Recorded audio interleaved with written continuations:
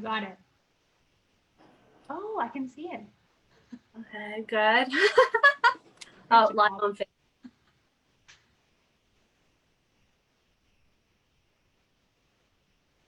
There, I think it worked, everybody. I think we're live. Okay. Hi, everybody. For those of you that don't know me, my name is Ashley Robichaud, and I am the second VP of BPW of Greater Moncton. And I have the pleasure today to introduce Eryn Matheson to come chat with us here on Facebook. So for those of you that don't know Eryn, she's an orthopedic and pelvic floor physiotherapist serving the Moncton area for the last 10 years. Eryn saw a huge need for more focus on core and pelvic floor rehabilitation in her patients and in women. Eryn is passionate about keeping women active, helping women prepare their cores and pelvic floor for birth, and helping new moms navigate postpartum rehabilitation. She also loves women with urinary incontinence, prolapse, and providing guidance on safe return to exercise. She's passionate about creating evidence-based, individualized treatment programs and empowering her patients with education, individualized treatment plans rather than giving patients a to-do list. She's received her Bachelor of Science from Mount Allison University and her Master's of Science in Physiotherapy from the University of Toronto. She's a faculty member and physiotherapist instructor at the Nova Scotia Community Centre and a member of the New Brunswick Physiotherapy Association in the New Brunswick and Nova Scotia College of Physiotherapists and Canadian Physiotherapist Association for Women's Health Division. And recently, and part of the reason why we have Eryn here today is she is the co-owner and co-founder of the ReConnect Health Centre and Motherhood Link, which is an online education company which prepares women for pregnancy, birth, and postpartum. When she's not busy teaching her students or in the clinic, you may find her exercising, listening to podcasts, or chasing after her two boys with her husband, Eric. Thanks for taking the time this evening to chat with us. Thank you so much for the opportunity to come on and chat with you. And that was a mouthful. It was. And on a personal note, I just would like to say Eryn is fantastic. I thought I'd invite her on here today to talk about the business she has opened during a global pandemic. And also because it's something that's near and dear to me as a new mom, well, not so new mom of a 21-month-old. She's played a vital role in my ability to get back to exercise in the last year and a half. So I'm really pleased to introduce her and have the opportunity to chat with her today. So welcome, everybody. I hope you enjoy it. So maybe to get us started, Eryn, you can tell us a little bit about kind of what got you started in the field and what it is you do at the ReConnect. I know it's a big question.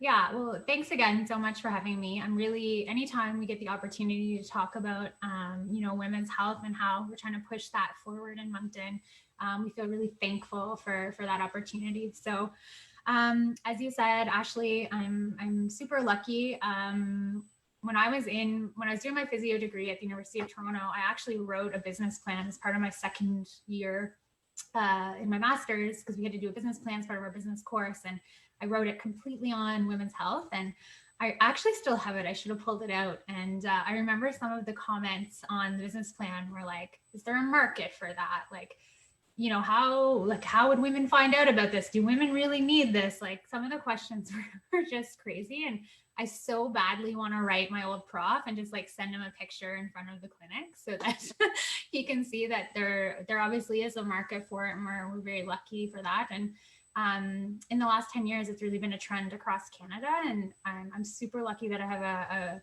business partner, and I can talk about how we kind of got together, who's also a physiotherapist, Katie Kelly-Thurtell. And we're so lucky that we've got to work together and partner up, and I couldn't do it without her. So I know you're trying to get her on to come after Christmas maybe, and we'll talk a little bit more about pelvic floor as well. So we founded ReConnect Health in the fall of 2019. I'm trying to remember, 2020 feels like longest year. Really long year.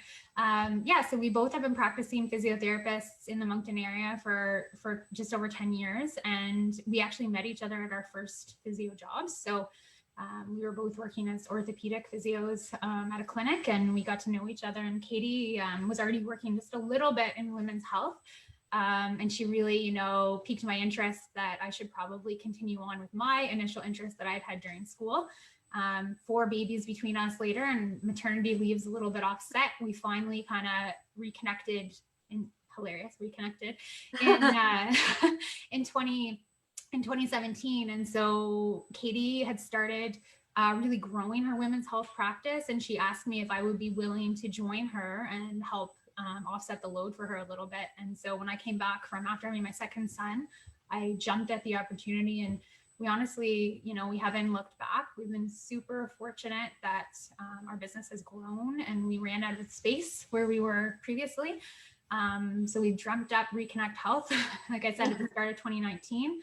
And then COVID hit, and we had just started the fit ups and for our leasehold. So where we are currently, so we're just in the north end of Moncton. If anyone's seen our glowing lights, we're right behind Sochella and Royal Bank, just off Mountain Road. Or second cup for coffee. Second cup. Yeah, exactly, for coffee lovers.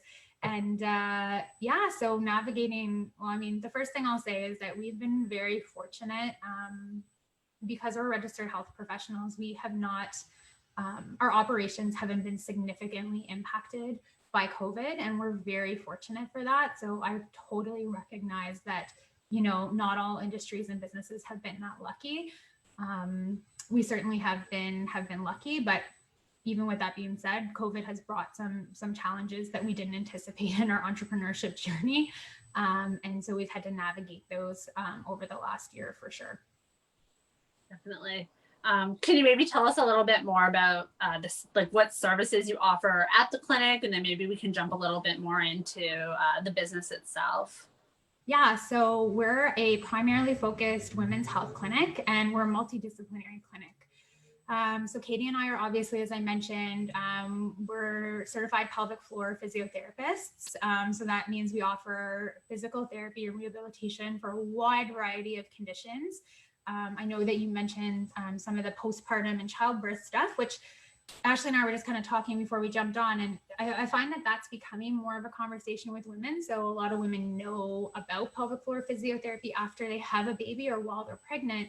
However, we also service women at a lot of different times in their life, and they certainly don't have to have had children to have issues with your pelvic floor. So in case anybody doesn't know, that's my next question. Can you tell everybody what does that mean? Yeah, so your pelvic floor is basically the group of muscles that this would be like the bottom of your pelvis. And it's all the muscles that make up the bottom, from your tailbone at the back to your pubic bone at the front. You have a right and a left side, and they're quite big. So when I show this to people, they're usually pretty surprised. So we are physiotherapists that are trained in treating conditions specifically related to the pelvis, the core, which would be like your traditional, muscles you think of around your pelvis and your abdomen area. And then these muscles that make up the kind of bottom hammock part of your pelvis. So we treat things like incontinence, which women always joke about, laughing, coughing, sneezing, and peeing their pants. So that would be, your traditional stress incontinence. So we can treat that. We also treat urgency, which a lot of women don't know about. And when they do, they'll come in and they'll say to me, Eryn, I drink a lot of water and I pee 17 times a day. And I say, you probably don't drink that much water. And so urgency is also referred to as overactive bladder sometimes, and it can also be associated with incontinence. So feeling like you can't make it to the bathroom on time, or having some leaks associated with that as well. We also treat prolapse. So that can be when the bladder or the rectum or the uterus can descend into the vaginal canal, which can be quite uncomfortable for women. And so we're able to treat that as well. And then obviously, like you mentioned, we can treat things related to menopause, because that's a large time of change for the pelvic floor as well as during pregnancy and postpartum rehabilitation after childbirth, whether that's a vaginal birth or a cesarean birth. Awesome. Thanks, Eryn. Yeah. So the other services, because I think you asked what else at ReConnect Health we offer. So we're really lucky in that when Katie and I were kind of growing into the women's health area, we started to work with a lot of other medical practitioners. And when we dreamt up ReConnect Health, we really had the vision of bringing everybody under one roof so that we could communicate really easily and that we could share patients and be able to offer like exceptional service to women. So we have massage therapists, we have psychologists on our team as well. We currently have a private gynecologist that works with us 1 day a week. We have an acupuncturist, we have a registered dietitian, and we also have a chiropractor right now. So that makes up the majority of our team. Yeah, lots of wonderful women working to empower or better the lives, or health, I guess would be a better word. All girls and all women right now. Why do you feel that the work you do is so important? Why, other than I guess the obvious reasons, but what drives you? Why are you so passionate? Yeah, I mean, I think that women's health, and we know other minority health issues for a very long time haven't gotten the type of attention and research and things that they really warrant, because we do have different issues than men do, and we're quite passionate about making sure that those services are available to women. And I just want to mention, we do recognize that obviously we work in the private sector. Right now, in some jurisdictions, access to a pelvic floor physiotherapist is publicly funded, but certainly not publicly funded widely across Canada. And it can be difficult to access for some people if you don't have private insurance. So we do certainly, there's still, disparity there for sure. But yeah, just making sure that women have access. And like I said, for about 10 years, women's health has really grown in some of the bigger cities. And Katie and I just always ask ourselves, like, why not Moncton? Like, why can't we have these services here and have them available for people to access so that they're able to like learn about their bodies and not have to live with, sneezing or laughing and wetting themselves and feeling like that's a normal thing to happen. And I think it's not, I don't know, maybe not stigmatized, but it's something that was sort of forbidden to talk about maybe generations ago. It was just normal, those effects on a woman's body. It was part of having a child. It was part of aging. It's just what happened. And although that may have some truth, I think people were afraid to talk about it, and that the conversation has changed a lot, that it's okay to seek help, you want to feel good in your own skin, and whatever that means for you. 100%. And I mean, I agree with you. It has certainly, the conversation has become much more open. But I still, every day, I have someone who ends up in here that's like, I didn't know that this existed until my friend told me about it, or my doctor told me about it, or I heard something on CBC radio about it. So I think the conversation is changing, but obviously we still have more work to do, because we'd like for everyone to know that there is help if you're having issues that are like embarrassing sometimes, or that you don't necessarily have to live with. Yeah, no, and I know I've shared with a lot of people, it's something I knew nothing about until it was a family physician that told me about pelvic floor physiotherapy, and I'd never heard of it before. So I imagine I'm not the only one, and it could be relevant to women of all ages. But for me, I especially knew moms or moms to be. So I guess, go ahead. Sorry. No, I was just going to say, during a woman's life, there's basically like two, obviously at any time change can happen, but two huge changes that can happen are during childbirth, and menopause is another time of huge change for the muscles of the pelvic floor. So yeah, I think just to like that conversation that like it's not just for people who've just had a baby is a really important one to have as well. Yeah, and I know for me it was like, and it's a personal story, but very fundamental, that I was able to return to a regular exercise routine. And I'll be honest, it wasn't easy to get there for me. And there's a wide spectrum, I'm sure, of what you see. But just knowing that there's someone there to guide you through that process without injuring yourself or hurting yourself was very valuable to myself. So I'm happy that we can share that with others today. I do have the $1 million question for you, and I know you touched on it a little bit, but can you tell us a little bit about what it's been like to open a business in the global pandemic, and kind of what pushed you to do it anyways, since you did open, I think you said June 2020, so kind of in the depths of it? Yeah. Yeah, I mean, so again, totally recognize that we've been very fortunate that we haven't been impacted as much by the regulations. So yeah, we were right in the middle of fit ups for our space that we leased when COVID kind of hit its height there in March, which made it very difficult because it slowed down construction, and we were obviously locked down, so we weren't able to really see the space a lot as it was coming to life, which I think when I look back now, that was, that's a little bit tough because you spend all this Oh and no. thinking about it and dreaming it up. And then I think Katie and I both had pictured being able to really get in there and be part of that kind of process. So we basically walked into a finished space without seeing the progress because we weren't able to do site visits during the pandemic.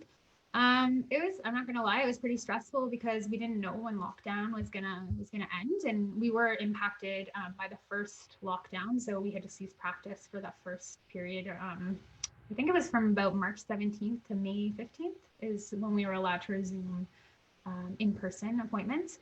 The other thing that we've been super fortunate is that I have been super interested in telerehabilitation for a few years now. And so I'd kind of been watching a few innovative companies for a few years now. And Katie and I had planned to integrate it into our practice anyways. Katie, especially when she was growing her practice, sees patients sometimes from Newfoundland, and we also see patients from PEI in Northern New Brunswick and Nova Scotia sometimes. So we tried to think about, could we offer a virtual option prior to COVID? Looking into that anyways. And when COVID hit, we were able to quickly pivot into offering some virtual options, which was obviously invaluable to us to try to keep our business going a bit during the lockdown, but also I think invaluable to our patients as well, because people who, wanted to exercise or that just had a baby, being able to access us, I think was, I hope, reassuring to them. And there's actually been some pretty good research now that seeing a healthcare provider virtually has just about as good of outcomes as seeing them in person. That's amazing. It's the things we've kind of been thrown into or kind of pushed to explore maybe before we thought we would, or because we had no choice. It's pretty cool to see the positive outcomes or see them work effectively. I know we did some physio appointments virtually when I think it was in April, and I was laying on my office floor showing you my exercises, and it did. You were able to direct and see what I was doing. So technology definitely makes things easier in some ways. Yeah. So I mean, we were very fortunate. Just pushed us to kind of integrate that technology faster than I think we would have been slower for sure if it hadn't have been for COVID. And then obviously once we were able to open again, we're really fortunate. It hasn't impacted our operations a lot. We've actually seen growth through the summer and the fall. We've had to make a lot of changes to our operational plan, obviously, like every business has. And again, because we're regulated health professionals, trying to source PPE has not been easy by times. Even finding hand sanitizer and disinfecting wipes has been a challenge throughout most of the summer and the fall. But again, I think, in comparison, our problems have been minute compared to some industries for sure. Yeah, you have to take it all in stride. 100%. We're so thankful. Yeah. So I guess another kind of broader question would be, what advice would you give business owners, like women business owners or women looking to start a business? Especially now, like in these times, maybe there's people thinking about doing it today, but even just broadly speaking, COVID aside, what would be some things you would say? Yeah, I think I've always, if you asked my mom and dad, they probably would agree that I've always had entrepreneurial tendencies, or as they would like to call them, scheming. I think that I, for a long time, would look around at my graduating class. So I graduated with about 90 people, and I think probably, I'm not 100% sure, but I think like 10 to 15 of us have gone on to own our own businesses and start our own businesses. And I don't know, 5 years ago, I actually said to Katie, like, out of those, 15 people, I think 2 are female. And that was like very upsetting to me considering my class ratio was primarily female. And so I started to kind of question, like, why are the guys doing it and why aren't the girls doing it in my class that I had graduated with? And I think that's for a few reasons. One is that at the time when you're able, you spend those first few years as a healthcare provider of your career really getting your feet solid under you and knowing what areas you want to work in and kind of specialize in and getting your skills really good. So you spend, a lot of time taking continuing education, which is not cheap. So then by the time you're ready to really kind of like build a business, then if you are choosing to have children, then you're faced with stepping out of the workforce for, some of the biggest growth years of your career. So I think as a woman that can definitely be challenging. I also always felt like everything had to be perfect. And I think that opening a business is scary. And it still is scary. And I don't know that feeling is ever going to go away. But before I actually took the leap, I think I thought that feeling would go away when I'd be ready, but it hasn't. That's very real advice. Yeah. I think that's true for a lot of things. So I can imagine just the scary maybe changes. And I think it's the same as anything. Like you look at businesses that you really look up to and admire, and oftentimes you see the highlight reel. Which is tough sometimes because you're like, what am I like? Why am I so scared? Like, why are things so difficult sometimes? But I think my advice would be if you're passionate, do it anyways, do it scared. My other big piece of advice would be find a mentor, find someone who is ahead of you, whose business, it doesn't have to be the same industry as you. That's one thing I've learned for sure. Find someone that you look up to and pay them if you have to for mentorship.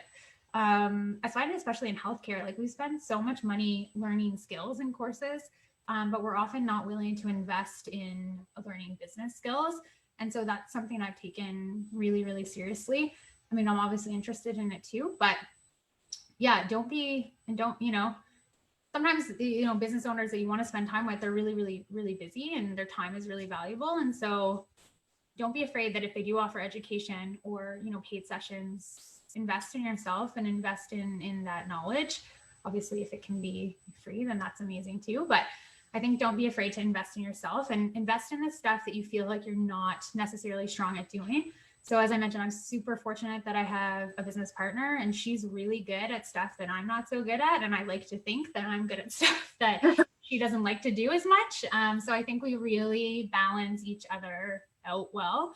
And she's a phenomenal clinician and I've learned so much from her. So I think if you are going to have a partner as well, just make sure that you bring people into your business that complement you and make you a better business owner, clinician, whatever it might be, your area that you're working in. Excellent. And then I guess how do you find the balance in your life? I know that's kind of a cliche question. Is balance even the right word? Maybe work-life integration. I know you just mentioned you have 2 boys, so I imagine. Yeah. I don't think balance exists, and that's maybe cliche to say, but I think you have really busy periods and then you have times where you're maybe not so busy. And I keep feeling like I'm saying this. I'm very fortunate, but I have a really supportive partner, and not business partner at home, who I couldn't do it without. So we have 2 boys, and I feel guilty a lot. It's been something that I still am working on getting over, and it's self-inflicted guilt. I think that's something still as women we need to work on. I think we all, and even research as women, tend to feel more guilt often and all the time. 100%. And I think though too, I've been asked questions before at work, and I know I've gone home afterwards. So some of them would be like, don't you miss your kids when you're at work? Who's taking care of your kids when you're at work? Do you feel bad leaving them at daycare all day? were you sad to come back to work after maternity leave? And I know that there's no ill intentions behind those questions, but I've asked my husband before, like, has anyone ever said anything like that to you? And he's like, no. Someone even asked me once where my kids were when I was at work. But yeah, guilt is something that I am working. I would be lying if I said I didn't have it. I'm working hard to not feel guilty, but I'm going to share I'm going to try not to cry. I've obviously been super busy this year. Opening a business is very time consuming. And sometimes I'm away more than I want to be right now. And I think that whether it's work or not work, as a woman, whatever you might choose to do that you're passionate about and that you feel strongly about, I think just keep reminding yourself that your kids are watching you. And I obviously have 2 boys, so I think that it's really important that they see the partnership that my husband and I have. Deep breath. And that I'm doing something that's really important to me and that really matters a lot to me. So my son, just the other day, so he started kindergarten this year, and you probably can't see it, but he has to write or draw a picture after every weekend of like something fun that he did. And this is our family at the clinic, so at mom's clinic, putting up the Christmas tree and probably assembling IKEA furniture. But anyways, I opened that up and it just made every hour away totally worth it, because I know he knows that when I am away from him, I'm doing something that's really meaningful to me. And I think that hopefully he sees that and will create strength in him as he grows up. Yeah, and you're modeling what you want him to embody as he gets older, and I think that's really, really important. Yeah. And seeing women succeed, it's women, we have a lot of work to do still to reach equalities in various sectors and pay equity. I could name a bunch, but we need men to do that as well, right? We need advocates and we need support from our husbands, our partners, fellow business owners to get there. Yeah. It's important. It's very, very important. And he's a pretty good drawer. Like, that's a good picture. It's pretty much at my level. Mine has come along. The Christmas tree is pretty good though. It is. I mean, excellent. I mean, and I guess the only other question I guess I had for you tonight was, what makes a female-led business different? What would you say?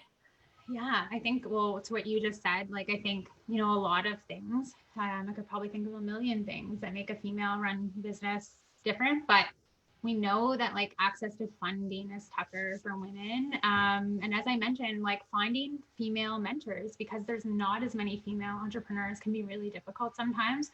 In Moncton, we're super grateful. There is some really great female business owners to look up to, but they are less than men. So seeing that role modeling and businesses and entrepreneurs that you look up to.